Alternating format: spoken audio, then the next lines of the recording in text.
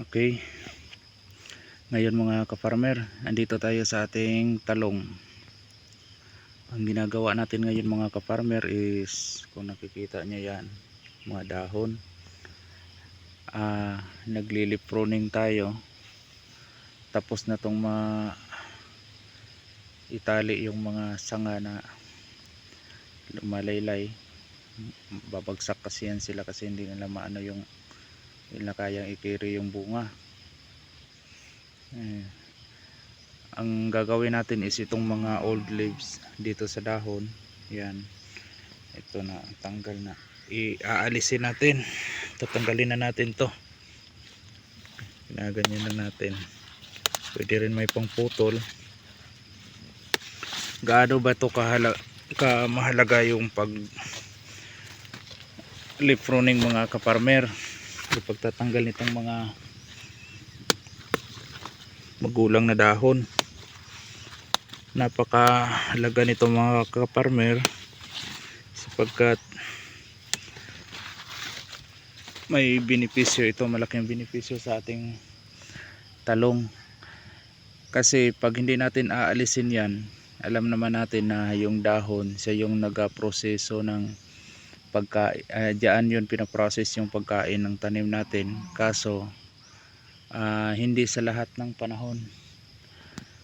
Pag tumatanda na kasi ang dahon, hindi na yun siya gagawa sa pinaka responsibilidad niya sa kanyang puno. Ang mangyayari kasi niyan, magpuproduce yan siya ng tinatawag na senescence hormone. Yung senescence hormone mga ka-farmer, opposite yun siya sa growth hormone. Ang kanyang magagawa is dadalhin niya yung puno niya into mature, nagmamature yung puno, hindi na siya lalago. Pinipigilan niya yung paglalago ng ng kanyang puno mismo, babagal yung pagtatalbos. So ang inaasahan natin na magbibigay ng supling, mabilis yung pag-grow ng talbos para makapag-produce ng bunga. Pero siya naman pinipigil niya yun. Para siyang kinalabasan nung yung ginagamit sa mangga, yung coulter, yung paclobutrazol. Para siyang ganun. So hindi na siya kailangan kasi nagdudulot tuloy siya ng hindi magandang epekto sa ating tanim.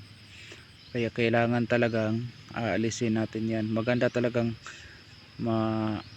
regular na matatanggal natin bawat dahon na matanda na. Minsan pag hindi na natin kayang magtanggal, usual talaga napapabayaan na natin. Pero maganda sana kung talaga natin, kaya nito yan, ipigil kasi siya yan sa paglago. Hindi naman yan, hindi na kailangan yan. So mas mainam alisin na. Marami itong bunga. Ito, harvest na to mamaya pa hapon.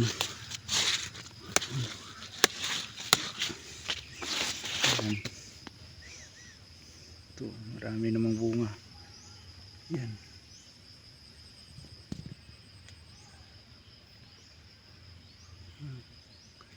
Maya pa tayong hapon schedule mag-harvest nito kasi yung ampalaya kahapon umaga nag-harvest, tapos bukas na naman uli.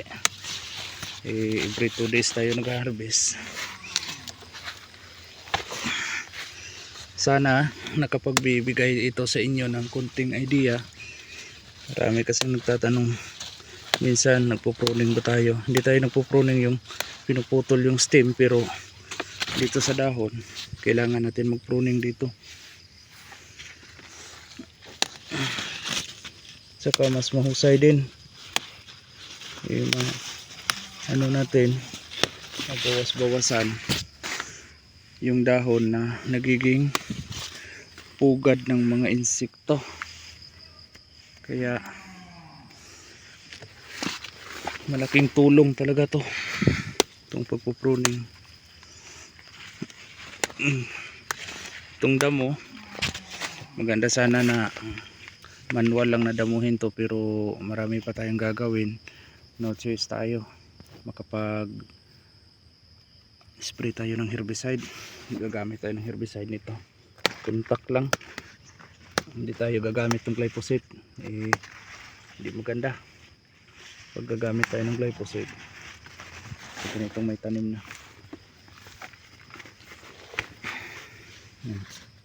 Puro bunga, puno.